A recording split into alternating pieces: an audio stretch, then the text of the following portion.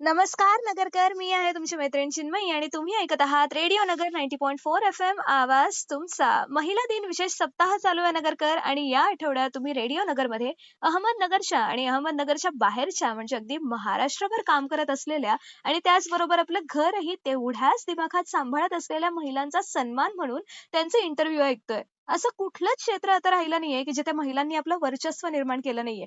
आणि अशीच एक आपल्या नगरची महिला पत्रकार आणि वृत्त निवेदिका प्रियंका पाटील शेळके बोबडे ही आपल्या सोबत आहे. आणि नगरमधील जवळजवळ सगळीच मोठमोठी मंडळी प्रियंकाला ओळखतातच. असा कोणताही राजकीय कार्यक्रम नगरमध्ये होत नाही जिथे प्रियंकाला निवेदनासाठी बोलवणं येत नाही. प्रियंका ताई, तुझं खूप खूप स्वागत आहे आपल्या रेडिओ नगरच्या महिला दिन विशेष सप्ताह कार्यक्रमात. धन्यवाद चिन्मयी. Thank you. येस ताई, तुला तर म्हणजे जवळजवळ सगळेच लोक नगरमध्ये ओळखतातच असं मी म्हणेन. कारण तू खूप छान पद्धतीने काम करतेस. तुझं निवेदन इतकं ऐकण्यासारखं असतं, इतकं छान आवाज आहे तुझा.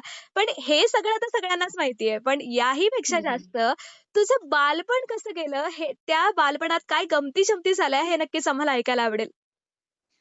नक्कीच चिन्मयी, बालपण हा प्रत्येकासाठी खूप जिव्हाळ्याचा विषय असतो आणि माझंही बालपण तसं खूप छान होतं. घरात मोठी असल्यामुळे खूप लाड कौतुक वगैरे असायचं. माझं बालपण जामखेड तालुक्यातील पिंपळगाव वाळवा या अगदी छोट्या खेड्यागावात गेलेलं आहे. त्यामुळे मातीशी नाळ लहानपणापासूनच जोडलेली आहे. कुटुंब फार मोठं होतं, त्यामुळे कधी मित्रमंडळींची गरज नाही पडली. जे माझे भावंड होते, चुलत भाऊ असतील, बहिणी असतील, त्यांच्यासोबतच मजा मस्ती, शेतीत जाणं, खेळणं आणि एखादा किस्सा सांगायचा झाला लहानपणीचा तर जे शाळेमध्ये आमचे शिक्षक होते, हा. इयत्ता पहिलीला शिकवणारे, ते फार शिस्तप्रिय होते आणि मी माझ्या दुसऱ्या भावंडांचं ऐकून त्यांना फार घाबरायचे. त्यामुळे मी इयत्ता पहिलीला 6 महिने शाळेतच गेले नाही. बापरे! आणि मला एके दिवशी माझ्या काकांनी खूप मोठं पनिशमेंट केलं, की तू शाळेत म्हणजे ॲक्चुअली आपण शाळेचं जेव्हा जायला हवं, तेव्हा जर विद्यार्थी असं करत असेल, तर घरच्यांनाही टेन्शन येतं. हो. मला अक्षरशः ना घराच्या समोर झाडाखाली बसवून ठेवलं होतं. आई तू गं! शाळेत जाणार आहेस की नाही? मग त्या पनिशमेंट नंतर मी अगदी खूप वर्ष सुट्टी घ्यायच्या वेळी मला नेहमी काका आठवायचे, की नको मला खूप मोठी पनिशमेंट केली होती. आणि इव्हन माझे सगळे काका-काकी यांना पण सांगितलं, की तिला बोलवायचं नाही कोणीच. ती हो, स्कूलला हो. जात नाही, तर मग तिला ही पनिशमेंट हवी आहे. आणि मग तेव्हापासून कधी शाळा नाही बुडवली आणि हा किस्सा म्हणजे अ, खूप वेळा निघतो. सगळ्यांच्या चर्चेने खूप निघतो आणि बोलकी असल्यामुळे सर्वांची फार आवडती होती. गावी नंतर आम्ही म्हणजे शिफ्ट झालो अहमदनगरला.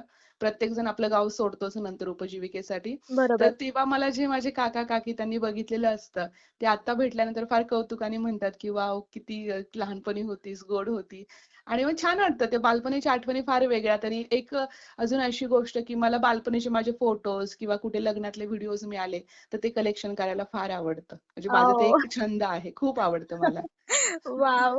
आणि तू म्हणजे लहानपणीचे तर किस्से सांगितलेच आहेस, पण याच बरोबर तू एक वृत्त निवेदिका म्हणून काम करतीयेस. तर तू यामध्येच शिक्षण घेतलं होतंस, की मग तू दुसरं काही केलं होतंस फील्डमध्ये तुझ्या? तसं म्हटलं ना तर माझी सुरुवात ही इंजिनिअरिंग डिप्लोमानी झाली. कारण माझा मोठा चुलत भाऊ हा इंजिनिअरिंग करत होता आणि तो मोठा असल्यामुळे आम्ही सर्व भावंड तो जो सजेस्ट करेल कारण की एक घरातला मोठा मुलगा आहे आणि तो शिकतोय. तर मी 10वी नंतर डिप्लोमा इंजिनिअरिंग 2 वर्ष केलं. पण माझा काही तिथे पत्ता चालला नाही आणि त्यामुळे मग मी शिफ्ट झाले, की मला जो छंद आहे मला पूर्वीपासूनच कला क्षेत्रात आवड होती. कारण आई आकाशवाणी असेल, कविता लेखन असेल यामध्ये तिला फार इंटरेस्ट होता.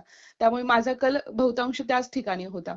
त्यामुळे मी डायरेक्टली या क्षेत्रात म्हणजे हे केलं, शिफ्ट केलं आणि नगरच्या लोकल चॅनलला काम सुरू केलं. म्हणजे काहीही मला गंध नसताना मी काम सुरू केलं वॉव! पत्रकारितेमध्ये. मग हळू माझा प्रवास, पत्रकारिता सर्व मित्रमंडळी जोडत गेले. मग काही नाटकांमध्येही काम केलं. असं करत मग सुरुवात झाली आणि मग याच्यामध्येच मी माझं ग्रॅज्युएशन पूर्ण केलं मास मीडिया करून आणि जर्नलिझम एम-ए कंप्लीट केलं आहे जर्नलिझममध्ये याच्यामध्येच. वॉव! एम-ए झालंय खरं तर म्हणजे डिप्लोमा नंतर परत दुसरं काहीतरी शिक्षण घेणं म्हणजे ते फार जास्त अवघड असतं. कारण डिप्लोमा इंजिनिअरिंग हेच म्हणजे जास्त आपल्याला सजेस्ट केलं जातं. त्यावरच आपण काम करायला हवं. आपल्या घरच्यांचं असं म्हणणं असतं, की इंजिनिअर हो किंवा मग डॉक्टर हो, हं, कारण हं, की हं, त्याला हं. जास्त स्कोप आहे, त्याला जास्त मागणी आहे. पण ॲक्चुअली असं काही नाहीये. असं आपण कोणतंही शिक्षण कमी नसतं, कोणतंही काम कमी नक्कीच. नसतं हे खरं तर यामध्ये ना चिन्मयी एक हां, महत्त्वाची गोष्ट अशी झाली, जेव्हा मी माझा डिप्लोमा सोडतीये, माझ्या हां. वडिलांची भूमिका फार महत्त्वाची होती, भारत बोबडे यांची. "तुला ओके. करायचं ना, तू कर" म्हणाले. पण शेवटपर्यंत. म्हणजे एकदा येस. तू जर डिसिजन घेतला आहे, तर तू त्यात तुला सक्सेस व्हायचंय. त्यामुळे मी खूप प्राउडली सांगते, की आपल्या पेरेंट्सनी आपल्याला तेवढं सहकार्य केलं पाहिजे. कारण माझा कल त्यात होता. त्यामुळे एवढं मोठं अगदी मी गव्हर्नमेंट डिप्लोमा इंजिनिअरिंगला होते सोडताना. बापरे!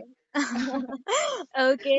अशा खूप अजूनही गप्पा मारायच्या आहेत प्रियंकाताई. तुझ्यासोबत आम्ही गप्पा मारणारच आहोत. पण त्याआधी आपण एक छोटासा ब्रेक घेऊया. कुठेही रेडिओ नगर 90.4 एफएम आवाज तुमचा. तुमची मैत्रीण चिन्मयी आणि महिला दिन विशेष सप्ताह आपल्या रेडिओ नगरमध्ये सुरू आहे नगरकर आणि घर आणि काम यांचा मेळ साधून समाजातही आपला ठसा उमटवणाऱ्या महिलांचा आपण या रेडिओ नगरच्या माध्यमातून एक छोटासा सत्कार करत आहोत. त्यांच्याशी गप्पा मारत आहोत आणि आज आपल्या सोबत आहे पत्रकार आणि वृत्त निवेदिका प्रियंका शेळके बोबडे. प्रियंका ताई, तुझं पुन्हा एकदा आपल्या या महिला दिन विशेष सप्ताहामध्ये खूप खूप स्वागत आहे. Thank you. येस. प्रियंकाताई, तू मगाशी सांगितलंस, की पत्रकारितेमध्ये एम-ए करत असताना सुद्धा तू नाटकांमध्ये पण काम केलंयस. तर त्या नाटकांबद्दल आम्हाला सगळ्यांनाही सांग ना? कसं ना, मला अगदी पहिल्यापासूनच कला क्षेत्रात आवड होती. त्यामुळे मी स्कूलपासून गॅदरिंग असेल, वेगवेगळे आपले डान्स वगैरे असतात, नाटिका असतात, त्या सगळ्यामध्ये मी नेहमी सक्रिय असायचे.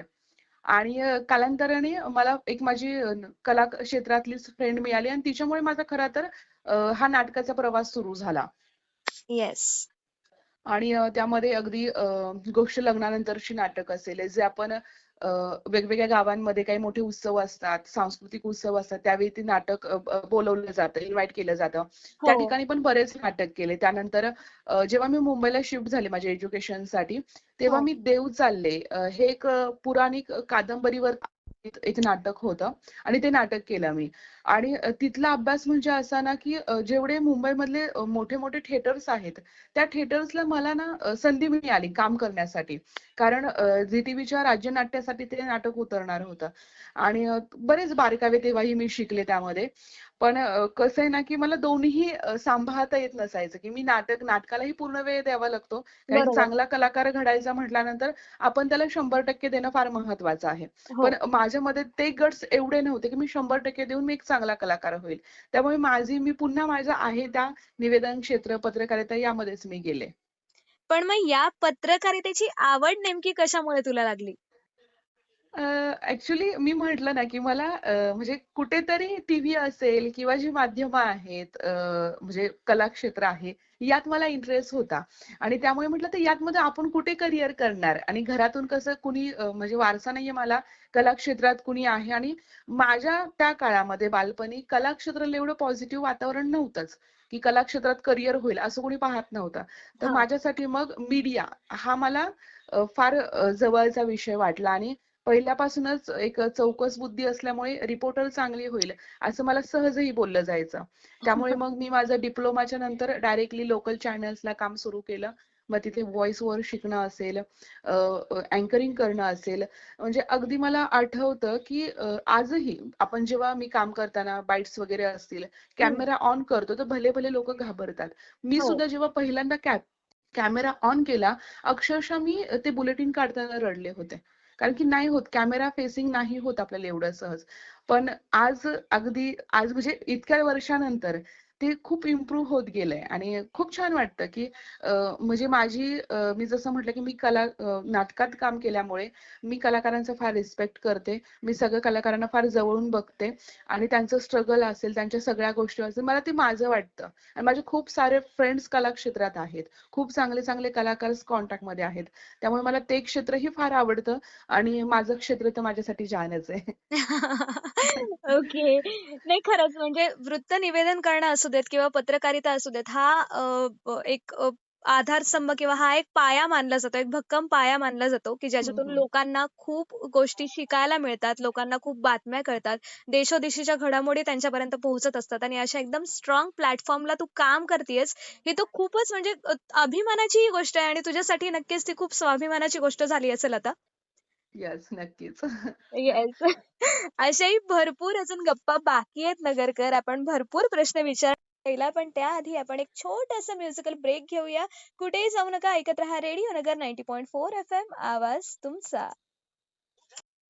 Welcome back Nagarkar. पुन्हा तुमच्या सगळ्यांचं स्वागत आहे रेडिओ नगर 90.4 एफएम आवाज तुमचा मध्ये. मी आहे तुमची मैत्रीण चिन्मयी आणि महिला दिन विशेष सप्ताह आपल्या रेडिओ नगर मध्ये सुरू आहे. आणि प्रत्येक महिलेचा सत्कार हा झालाच पाहिजे, कारण ती आई असो किंवा बॉस, आपल्या आयुष्याच्या प्रत्येक वाटेवर ती खूप स्ट्रगल करून स्वतःला आणि आपल्या घरातल्या लोकांना सुद्धा एका उंचीवर नेऊन ठेवत असते. अशीच एक महिला आपल्या सोबत आहे. पत्रकार आणि वृत्तनिवेदिका प्रियंका पाटील शेळके बोबडे ही आपल्या सोबत आहे. प्रियंका, पुन्हा एकदा खूप खूप स्वागत. धन्यवाद. ताई, तू या पत्रकारिता क्षेत्रामध्ये गेले कित्येक वर्ष काम करतेस. म्हणजे अगदी डी सह्याद्री असो, दूरदर्शन असो, गाव माझा, मॅक्स महाराष्ट्र, आपल्या नगरचं न्यूज टुडे 24 पण एक लोकल नेटवर्क आहे आणि आता महाराष्ट्र टाइम्स मध्ये तू काम करतेस. तर या सगळ्या ठिकाणी काम करत असताना तुला काही अडचणी आल्या असतील, तर त्या अडचणींचा सामना तू कसा केलास? यामध्ये चिन्मयी अडचणी म्हटलं तर मला जास्त अडचणी नाही आल्या कारण मी पहिल्यापासून फार धाडसी आहे आणि काम म्हणजे मी माझं जे काम आहे ती माझं काम 100% करत होते आणि कामातूनच माझी जी प्रोग्रेस आहे ती होत गेली. येस. अगदी गाव माझंच युनिट असेल तर मुंबईचं ऑफिस मी पूर्ण एकटी सांभाळत होते. म्हणजे पूर्णच गोष्टी असेल प्रोड्युसर वगैरे सगळ्या गोष्टी मी हँडल करत होते. वाव. आणि मॅक्स महाराष्ट्राला काम करत असताना लोकशाहीचा चौथा स्तंभ म्हणून त्यांच्याकडे पाहिलं जातं. जिथे बरोबर. अन्याय आहे तिथे मॅक्स महाराष्ट्र काम करतं. त्या ठिकाणी मी फील्डवरती उतरून अगदी आझाद मैदानची आंदोलनं असतील, बीएमसी असेल, मंत्रालय असेल, आरे वाचवाचं मोठं कॅम्पेनिंग असेल, यामध्ये खूप महत्त्वाची कामं केली आणि या सगळ्या फील्डच्या गोष्टी मी मॅक्स महाराष्ट्राला शिकले. अशा वेळी काय व्हायचं, की खूप जिकरीचे रिपोर्ट्स असायचे. त्या ठिकाणी एक मुलगी जाणं माझ्यासाठी ते फार सेफ नसायचं. पण मी माझ्या जवळची जी व्यक्ती असतील, माझ्या रूममेट असेल, माझी आई असेल, यांना मी माझं लोकेशन आणि ज्यांच्याकडे जाणार आहे त्यांचा नंबर हे मी अवश्य टाकत होते. कारण एवढ्या मोठ्या मुंबईसारख्या शहरामध्ये मी एकटी मुलगी आहे आणि मी एखादं रिस्की काम करायला जाते. त्यावेळी मी माझी सेफ्टी म्हणून या गोष्टी काळजी घेतली. जेव्हा नाईटची शिफ्ट असायची तेव्हा बऱ्याचदा लोकलमध्ये फक्त सिक्युरिटी गार्ड आणि मी ही शेवटच्या लोकलला आम्ही असायचो दोघं जण. पण एक बापरे. कॉन्फिडन्स होता आणि घरच्यांचं म्हणजे कधी असं मला उशीर झाला किंवा माझ्यावरती काय डाऊट वगैरे असं काहीच गोष्टी नव्हत्या आणि माझे सगळे सहकारी मित्र खूप छान. आज प्रत्येक नॅशनल चॅनलला माझा क्लासमेट असेल, माझ्यासोबत काम केलेले सहकारी असतील, खूप छान सर्वजण आणि त्यामुळे फार छान वाटतं, की चांगली लोकं मला भेटत गेली आणि हा. त्यामुळे माझ्यासोबत कुठलं चुकीचं घडलं नाही एवढ्या मोठ्या शहरात राहूनही आणि मीही तेवढी सिक्युअर मला माझ्या स्वतःला करत होते आणि स्वतः धाडशी असणं फार महत्वाचं आहे. हो, स्वतः हो. आपण आपलं धाडस असणं फार महत्वाचं आहे. म्हणजे आपली आणखी जी संकट आहे ती कमी येतात.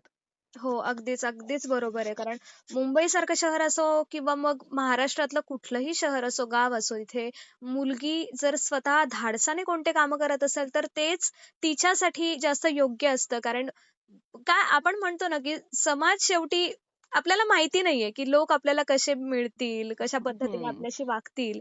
आपल्या आयुष्यामध्ये काही गोष्टी घडतील, नाही घडतील आपल्याला माहिती नसतं. मग त्यामध्ये आपण स्वतःचं जिद्द असेल, आपलं स्वतःचा स्वाभिमान असेल, तो सोडून चालत नाही. आणि त्याचबरोबर या पत्रकारितेसारख्या महत्त्वाच्या क्षेत्रात तू काम करत असताना तुझे घरचे असतील, म्हणजे तुझे आई-वडील आहेत किंवा आता तुझा नवरा सुद्धा, तर हं, या हं. सगळ्यांनी तुला कसा सपोर्ट केला? कसा सपोर्ट दाखवला तुला? अत्यंत महत्त्वाचा विषय आहे आणि खूप जवळचा प्रश्न आहे हा. हो. जसं की मी पूर्वी म्हणाले, की इंजिनिअरिंग सारखं फील्ड सोडताना वडील माझ्या पाठीशी राहिले आणि आई तर माझ्यावरती खुशच होती. कारण आम्ही दोघीही कला क्षेत्राशी निगडीत होतो. माझ्यासाठी माझा जो पायंडा आहे तीच माझी आई आहे. आणि यामध्ये त्या दोघांनी फार सपोर्ट केला. बऱ्याच जणांना असं वाटायचं, की ही या क्षेत्रात काय? कारण परिवारातून माझ्या कोणीच नव्हतं. या क्षेत्रामध्ये सहसा लांबपर्यंत कोणीच नाहीये. त्यामुळे कोणाला या क्षेत्राचं महत्त्वही माहीत नव्हतं आणि आवडतही नव्हतं. पण हो. आई-वडिलांनी कधीच धीर नाही सोडला. त्यांना माझ्यावरती विश्वास होता, की मुलगी याच्यातच माझी चांगलं करियर करू शकते आणि मग जेव्हा पुढे-पुढे पुरस्कार वगैरे मिळणं असेल, माझे चांगले रिपोर्ट्स येणं, लोकं नाव विचारणं, पत्रकार म्हणून एक ओळख व्हायला लागली. वडिलांना तुमची मुलगी पत्रकार म्हणून विचारलं जातं. मग त्यांना ते गौरवाने सांगायला खूप भारी वाटायचं, की मी पत्रकाराचा बाप आहे. त्यामुळे वडिलांचा सपोर्ट मला खूप महत्त्वाचा राहिला. आणि मिस्टरांबद्दल सांगायचं झालं तर माझे मिस्टर माझे खूप चांगले मित्र आहेत. वाह! त्यांना माझी फील्ड पूर्वीपासून माहीत होती आणि त्यांनी मला एक आपण सप्तपदी म्हणतो, त्याच्यातलं हां. एक वचन असं होतं, की "तुझ्या करिअरला, तुझ्या फील्डला माझ्याकडनं धक्का नाही लागणार. जितकी तुला प्रोग्रेस करायची आहे, तर ती तुला सगळं फ्रीडम असेल आणि माझा त्याला सपोर्ट असेल." आणि ते वचन ते आजही खूप छान पद्धतीने निभावतायत. अगदी मुंबईसारख्या ठिकाणी ट्रॅव्हलिंगला काहीच अडचण येत नाही. तिथे कॅब असतात, तिथे ओला असतात, तिथे लोकल आहे. पण आता अहमदनगरला मी शिफ्ट आहे. म्हणजे माझं सासरही इकडे खारीकरजुने आहे. हां. तर ट्रॅव्हलिंगला फार मोठा इश्यू येतो. लांबची जर जिल्ह्यातली काही कामं असतील, तर त्यांना सोबत घेऊन जावं लागतं. पण ते कधीही माझं काम आहे, मी येणार नाही किंवा माझं काम तुझ्यामुळे थांबतंय, कधीच असं होत नाही. म्हणजे ना बऱ्याच महिलांची ओरड असते, की आपला नवरा आपल्याला काही करू देत नाही. पण माझा नवरा माझ्यासाठी अजून कर. म्हणजे अगदी माझं यंदाच्या वर्षी एल-एल-बीचं ॲडमिशन त्यांनी केलंय. त्यांना म्हणजे खूप अभिमान आहे, की त्यांची बायको काहीतरी करतीये आणि वॉव! मी म्हणेल, की नवस करून नवरा चांगला मिळतो की नाही मला माहीत नाही. माझा विश्वास नाहीये. पण मला माझा नवरा म्हणजेच प्रशांत शेळके खूप छान मिळालेत. मला खूप सपोर्ट करतात आणि प्रत्येक महिलेला तिच्या जीवनसाथीने सपोर्ट करणं खूप महत्त्वाचं आहे. माझा मुलगा 2.5 वर्षाचा आहे. त्याचीही मोठी जबाबदारी आहे. मी अगदी तो 5 ते 6 महिन्याचा असल्यापासून माझं पुन्हा काम चालू केलेलं आहे. कारण की फ्लोच्या बाहेर पडलं तर आपण आपल्या कामापासून दूर जातो आणि लोकही आपल्याला विसरून जातात. हो. त्यामुळे माझ्या फॅमिलीने मला थांबवलं नाही. तुला करायचंय, तुझं करियर आहे, तू त्यामध्ये करतीयेस, तू कर आणि आठवणीनं सासूबाईंचं नाव घ्यावं लागेल. कारण की मी नसताना माझ्या मुलाच्या आई त्या असतात. त्या त्याला सांभाळतात. माझे वॉव! कार्यक्रम्स असतात. कार्यक्रमाला मला जावं लागतं. म्हणजे अगदी आपण म्हणतो ना, की लहान मुलं सांभाळणं फार कठीण असतं. पण त्या आज त्यांच्या या वयातही त्याला खूप जपतात, सगळी काळजी घेतात. मग त्यांनाही मी थँक यू म्हणेल, माझ्या मिस्टरांना थँक यू म्हणेल आणि आई-वडिलांबद्दल तर नाही भावनाच नाहीयेत व्यक्त करायला. आणि थँक यू तुलाही कारण की मला खूप छान प्रश्न तू विचारलास. मला या निमित्तानं त्यांच्याबद्दल भरभरून बोलता आलं. Yes, thank you so much ताई. अगदीच खरं आहे, की नवरा हा फक्त नवरा नाही, खरं तर तो पार्टनरही असला पाहिजे, तो मित्रही असला पाहिजे, की त्यालाही जसं त्याचं काम आहे, तसंच आपल्या बद्दलही त्याला तितकी माहिती असली पाहिजे, तितकी आपुलकी असली पाहिजे. आणि आपण म्हणतो ना, की नवरा जर मित्र म्हणून राहिला ना, तर आयुष्य अजून जास्त सोपं होऊन जातं. आणि त्याच पद्धतीने तुमचं एकमेकांशी बॉन्डिंग आहे, ही खूप खूप सुंदर गोष्ट आहे खरं तर. अशाही अजूनही थोड्याशा गप्पा बाकी आहेत नगरकर. आपण भरपूर गप्पा आपण प्रियंकाताईशी मारणार आहोत. पण त्याआधी आपण एक छोटासा म्युझिकल ब्रेक घेणार आहोत. तुम्ही कुठेही जाऊ नका. ऐकत रहा रेडिओ नगर 90.4 एफएम आवाज तुमचा. आहे किंवा घरातले आपल्याला तितका सपोर्ट करतील का? किंवा असं म्हणता येईल की समाजामध्ये पण किंवा आपण जिथे काम करणार आहोत, त्या ठिकाणी पण आपल्याला तितके सपोर्टिव्ह लोक मिळतील का? अशा बऱ्याच प्रश्नांनी महिला स्वतःला अगदी थांबवून घेतात घरामध्ये. स्वतःचं सगळं जेही टॅलेंट असेल ते आपल्या घरातच ते वाया घालवतात असं म्हणता येईल. अशा महिलांना एक इन्स्पायर करण्यासाठी किंवा त्याही स्वतः घरातून बाहेर पडू शकतील, त्याही स्वतःच्या पायावर उभे राहू शकतील, असं तू त्या महिलांना काय सांगशील? चिन्मयी नक्कीच म्हणजे एखाद्याला प्रेरणा देणं वगैरे एवढं मोठं माझं काम नाहीये किंवा मी तेवढी मोठीही नाहीये. पण एक गोष्ट सांगू शकते, की ज्यामुळे थोडाफार त्यांना त्यांचे स्वप्न पूर्ण होण्यासाठी हातभार लागू शकतो. सगळ्यात महत्त्वाचं म्हणजे खूप एज्युकेटेड मुली असतात. लग्न झाल्यानंतर त्यांना असं वाटतं, आता करिअर संपलेलं आहे, आपल्याला मूलबाळ झालंय, आपण सोडून द्यावं हा विषय. म्हणजे पहिली थिंकिंग ही तिच्या मनात येते, म्हणजे दुसरं कोणी म्हणण्यापेक्षा. तर हो. मला असं वाटतंय, की लग्नानंतर करिअर कधीच संपत नाही. मूलबाळ झाल्यानंतरही करिअर कधीच संपत नाही. कारण आपली फॅमिली असते. फॅमिली सपोर्ट करत असेल, तर आपण तो डिसिजन घ्यावा आणि फॅमिलीला आपण समजून सांगावं, की यार माझंही करिअर आहे. माझंही एक स्वतःची उंची आहे. माझ्यात तेवढे कॅलिबर्स आहेत, की मी ते करू शकते. आणि जर लग्नानंतरही फॅमिलीने जर सपोर्ट केला, तर मला असं वाटत नाही, की कुठल्या महिलेचं आपलं स्वप्न अधुरं राहील आणि मग ते स्वप्न आपल्या मुलांच्या डोळ्यातून पाहायची वेळ येईल.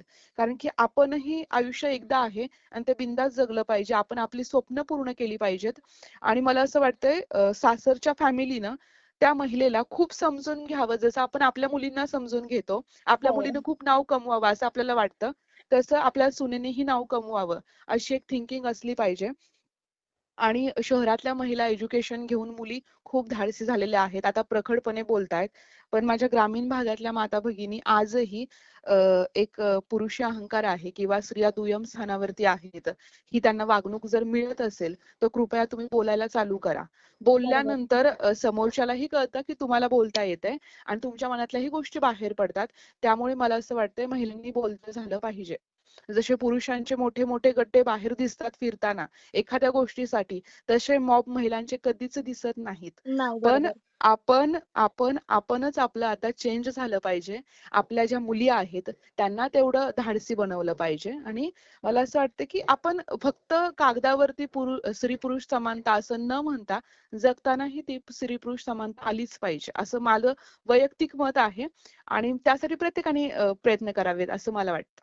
हो, बरोबर आहे. म्हणजे अगदीच घरचे जर सपोर्ट करतात म्हणजे कधी-कधी असं होतं, की घरचे सपोर्ट करत असेल तरी पण आपण स्वतः मागे हटतो. खरं तर हे नाही केलं पाहिजे कोणत्याही महिलेने, हं, की हं. जेणेकरून तिला स्वतःचं कॅलिबरही ओळखता आलं पाहिजे आणि तिने समाजातही तितक्या चांगल्या-चांगल्या स्थानांवरती काम करू शकते हा कॉन्फिडन्स तिच्यामध्ये असला पाहिजे. आणि आहेत की बऱ्याच महिला आहेत, की ज्या स्वतः बऱ्याच ठिकाणी काम करतायत आणि तुझ्यासारख्याही आहेत, की ज्या आपल्या स्वतःच्या बळावर आपण स्वतः एकटीने लढून या सगळ्या ठिकाणी आपलं स्वतःचं एक अस्तित्व निर्माण केलेलं आहे आणि खरंच अशा सगळ्या महिलांना अगदी सन्मानाने वागवलं पाहिजे आणि यांना सलाम माझ्याकडून आणि रेडिओ नगरकडून सुद्धा. आणि थँक सो मच प्रियंका ताई, तू इतका छान वेळ दिलास मला, तुझ्याबद्दल इतक्या सगळ्या छान छान गोष्टी तू सांगितल्यास.